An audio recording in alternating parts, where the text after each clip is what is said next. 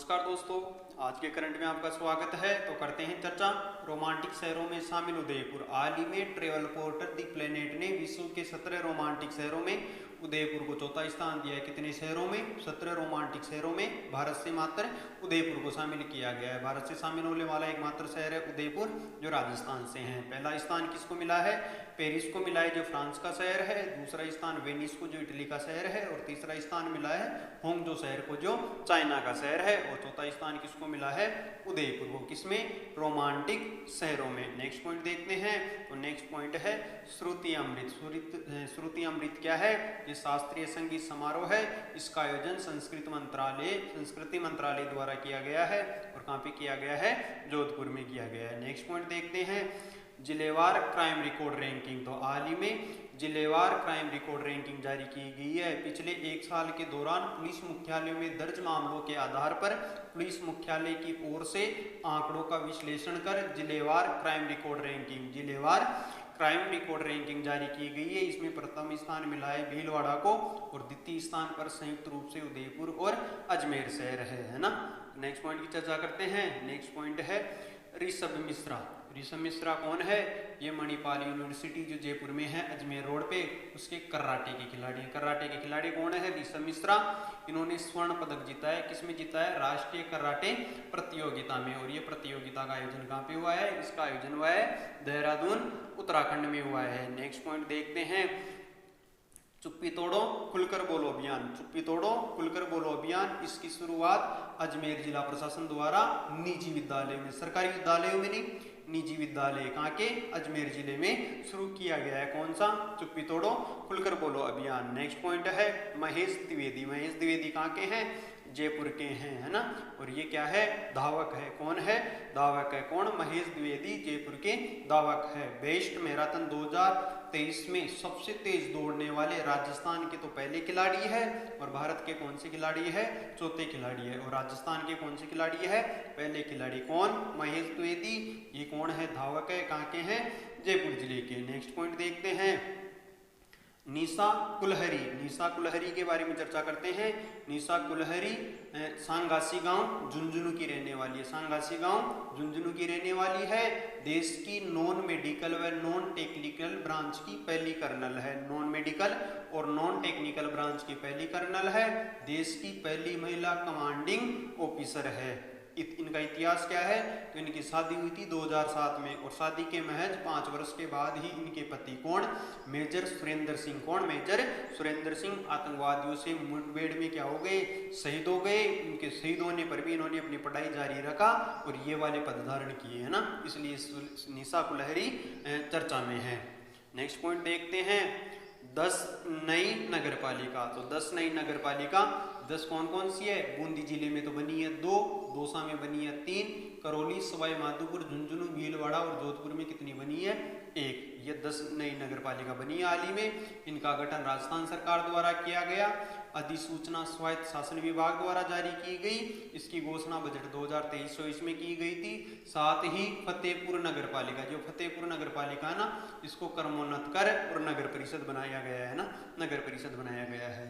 Next point देखते हैं। उससे पहले अगर आप चैनल को सब्सक्राइब नहीं करें तो एजुकेशन फायर 550 जो अपना चैनल है, इसको सब्सक्राइब करोगे तभी क्लासों के बारे में आपको पता चल पाएगा। नेक्स्ट पॉइंट की चर्चा करते हैं। कंजर्वेशन रिजर्व कितने हो गए? 26 हो गए। कितने हो गए कंजर्वेशन रिजर्व राजस्थान में? 26। हाल ही में पृथ्वी दिवस कब थी? 22 अप्रैल को राजस्थान का वन विभाग द्वारा 3 नए कंजर्वेशन रिजर्व घोषित किए गए थे, है ना। इनमें एक तो है खीचन जोधपुर, एक है हमीरगढ़ भीलवाड़ा और सोरसेन बारा में। खीचन जोधपुर अभी चर्चा में है, क्यों? ये देश का पहला कुरंजा संरक्षित क्षेत्र भी बन गया। देश का पहला कुरंजा संरक्षित क्षेत्र भी है और कंजर्वेशन रिजर्व भी है। कौन सा? खीचन जोधपुर, है ना। नेक्स्ट पॉइंट चर्चा करते हैं आदर्श शहरी सुधार कार्यक्रम। आदर्श शहरी सुधार कार्यक्रम, ये कार्यक्रम क्या है? इस कार्यक्रम में क्या है? कई पेरेंट्स ऐसे होते हैं जो अपने बच्चों को टाइम नहीं दे पाते हैं ना, वो इनके लिए कमाने में इनकी उम्र गुजर जाती है। कभी कभी तो ऐसा होता है कि ये सुबह जाते हैं ना, तब भी इनके बच्चे सोते रहते हैं, और रात को आते हैं तब भी बच्चे सोते रहते हैं। तो पिताजी और वो इनके बच्चों को पिताजी के दर्शन ही नहीं हो पाते हैं ना। तो इन बच्चों को टाइम दे दे, ये अपने बच्चों के लिए टाइम निकाले, इसलिए ये प्रोग्राम शुरू किया गया है आदर्श शहर सुधार कार्यक्रम। कार्यक्रम, इसकी शुरुआत जयपुर से शुरू किया गया है। और ध्यान रखना ये केंद्र सरकार का कार्यक्रम है। किसका है? केंद्र सरकार का कार्यक्रम है, पहले शहरी शहरों में चलाया जा रहा है। नेक्स्ट पॉइंट की चर्चा करते हैं, अजमेर डिस्कॉम विद्युत वितरण से रिलेटेड बात है। ये अजमेर डिस्कॉम की चर्चा करते हैं। इस डिस्कॉम में 11 जिले आते हैं, जबकि जयपुर डिस्कॉम में 12 जिले आते हैं और जोधपुर डिस्कॉम में कितने आते हैं? 10 जिले आते हैं। तो अजमेर डिस्कॉम है ना, अजमेर विद्युत वितरण निगम लिमिटेड द्वारा बिजली चोरी के विरुद्ध अभियान तथा 100% राजस्व वसूली, है ना, मतलब बिल जमा हो रहे हैं ना, के कारण अजमेर डिस्कॉम को भारत सरकार के ऊर्जा विभाग द्वारा वित्त वर्ष 2022 के लिए जारी 11वीं पावर यूटिलिटीज इंटीग्रेटेड रेटिंग और रैंकिंग में 19वां स्थान मिला है। किसको मिला है 19वां स्थान? अजमेर डिस्कॉम को। जयपुर को कौन सा मिला है? तो 29वां मिला है। जोधपुर को कौन सा मिला है? 39वां मिला है। इसलिए अजमेर को अच्छी रैंकिंग मिली ना तीनों में से, इसलिए अजमेर चर्चा में है। नेक्स्ट पॉइंट की चर्चा करते हैं। नेक्स्ट पॉइंट है Rajasthan MSME act 2023। Rajasthan MSME act 2023 इसकी पारित कब किया गया? विधेयक को विधानसभा में पारित किया गया था। हाल ही में इस अधिनियम में अर्थव्यवस्था को गति प्रदान करना है ना, अर्थव्यवस्था अच्छे से चले इसलिए इसको गति प्रदान करना, और राज्य सरकार के विभिन्न अनुमोदन प्राप्त करने की छूट की अवधि पहले 3 साल थी, अब 3 साल से बढ़ाकर 5 साल कर दी गई है, करने का निश्चय किया गया है। MSME पॉलिसी के तहत 5 वर्ष तक किसी भी निरीक्षण के बिना निरीक्षण के और NOC से मुक्त उद्योग स्थापित करने का रास्ता खोला गया है ना, मतलब आराम से आप उद्योग को चला सकते हो, 5 साल में सेट कर लो, उसके बाद में NOC वगैरह ले सकते हो। MSME नीति कब लागू की गई? तो ये नीति 17 सितंबर 2022 को लागू की गई। MSME की फुल फॉर्म है M for micro, S for small, M for medium और E फॉर एंटरप्राइजेज, सूक्ष्म लघु और मध्यम उद्यम, है ना, मंत्रालय द्वारा, है ना। तो ये इंपोर्टेंट पॉइंट है कि इसको 3 साल से बढ़ाकर कितना कर दिया गया है? 5 साल कर दिया गया है। नेक्स्ट पॉइंट की चर्चा करते हैं। तो पुष्पेंद्र सिंह राठौड़ कौन है? तो ये सब DIG है बीकानेर क्षेत्र में BSF के। किसके? BSF के। कौन? पुष्पेंद्र सिंह राठौड़। ये क्यों चर्चा में है? हाल ही में ऑल इंडिया गोल्फ फेडरेशन द्वारा नई दिल्ली के ITC ग्रांड गोल्फ कोर्स में आयोजित ऑल इंडिया गोल्फ टूर्नामेंट में बेस्ट ग्रोस ट्रॉफी का खिताब जीता है। किसका? बेस्ट ग्रोस ट्रॉफी का खिताब जीता है। और वर्तमान में BSF के महानिदेशक, है ना, मतलब ये तो है DIG और ये कौन है? सब DIG। तो सब DIG तो कौन है? पुष्पेंद्र सिंह राठौड़, जो गोल्फ के खिलाड़ी हैं। किसके खिलाड़ी है? गोल्फ के खिलाड़ी हैं, है ना। और BSF महानिदेशक कौन है? यह है सुजाईलाल थाउसेन। नेक्स्ट पॉइंट की चर्चा करते हैं। पशुधन निःशुल्क आरोग्य योजना, इसकी घोषणा बजट 2022-23 में की गई थी। 23-23 में की गई थी। इस योजना के तहत लंपी से दुधारू गोवंश की गायों के लिए, है ना, हुई मृत्यु पर प्रति गाय 40,000 रुपए की आर्थिक सहायता दी जाएगी, है ना। अभी ये चल रहा है महंगाई राहत कैंप में भी जुड़ी हुई योजना, 40,000 रुपए की आर्थिक सहायता दी जाएगी। इस योजना के तहत पशुओं का निःशुल्क टीकाकरण भी किया जाएगा। नेक्स्ट पॉइंट की करते हैं चर्चा। नंदन कानन योजना, इंपोर्टेंट योजना है नंदन कानन योजना। क्या है ये योजना? इसको लागू किया है देवस्थान विभाग द्वारा। देवस्थान विभाग, इसके मंत्री कौन है? तो इसके मंत्री है शकुंतला रावत। कौन है? शकुंतला रावत। इसका क्या उद्देश्य है?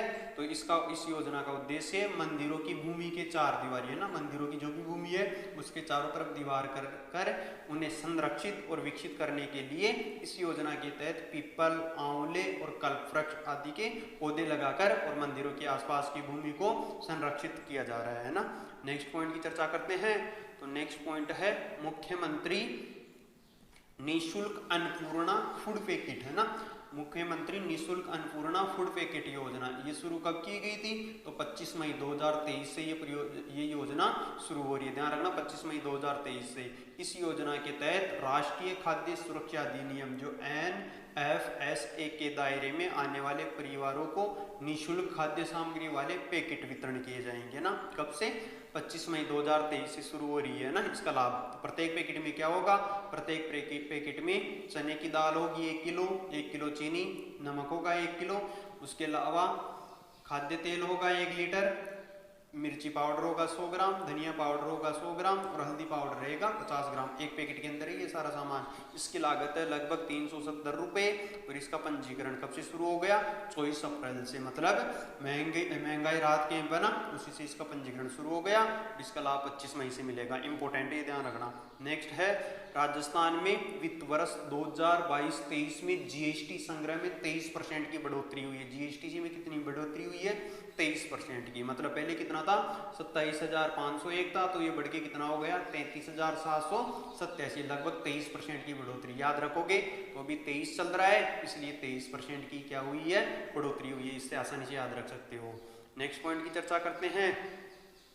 Rajiv Gandhi centre for IT development and e governance, ये स्थापित किया जाएगा कहाँ पे? सेंटर खेतान पॉलिटेक्निकल कॉलेज परिसर में। कहाँ पे? ये जयपुर में, मतलब जयपुर में स्थापित किया जाएगा क्या?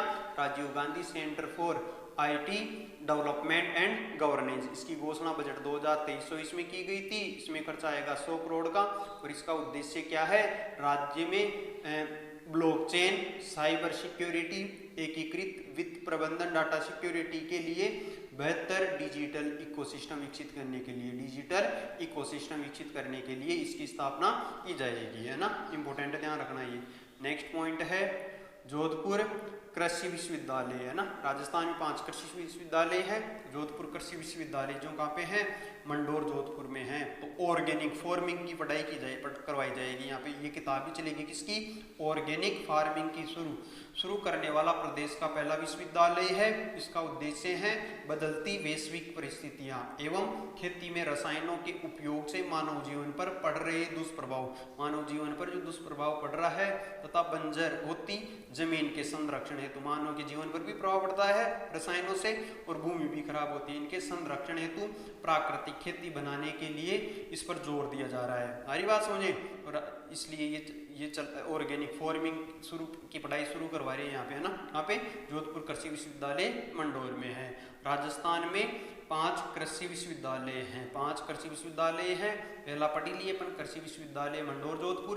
एक है श्री कर्ण नरेंद्र कृषि विश्वविद्यालय जोबनेर जयपुर, कृषि विश्वविद्यालय कोटा, स्वामी केशवानंद कृषि विश्वविद्यालय बीकानेर और मोहनलाल सुखाड़िया कृषि विश्वविद्यालय उदयपुर। ये राजस्थान के 5 कृषि विश्वविद्यालय हैं। नेक्स्ट पॉइंट देखते हैं। जय नारायण व्यास यूनिवर्सिटी जो जोधपुर में है, यहाँ पे ट्रांसजेंडर्स को प्रवेश देने वाला देश का दूसरी यूनिवर्सिटी, देश की दूसरी ऐसी यूनिवर्सिटी है जो ट्रांसजेंडर्स को क्या दे रही है? प्रवेश दे रही है। तो पहली यूनिवर्सिटी कौन सी है? तो पहली यूनिवर्सिटी कहाँ पे है? तो ये है उत्तर प्रदेश में। कहाँ पे है?